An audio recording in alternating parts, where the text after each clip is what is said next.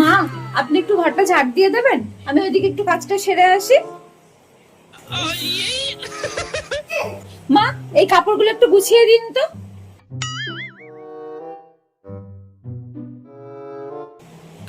মা, একটু আপনি ঘরটা মুছে দিন না, আমি আর পারছি না। হ্যালো। হ্যাঁ, এই বসলাম সারাদিন পরে একটু কাজ সেরে। উফ, না না করে, কিন্তু বেশিরভাগটাই আমিই করি। আমার আবার বসে থাকা ওর সহ্য হয় না। মা, আপনাকে ঘর মুছতে হবে না, দিন আমি মুছে দিচ্ছি।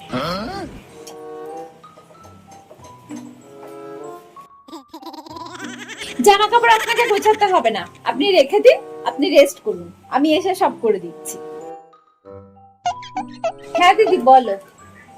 না, আমাকে আজকাল আর কোনো কাজই করতে দেয় না, সারাক্ষণ বসেই থাকি, নিজেই সব কাজ করে।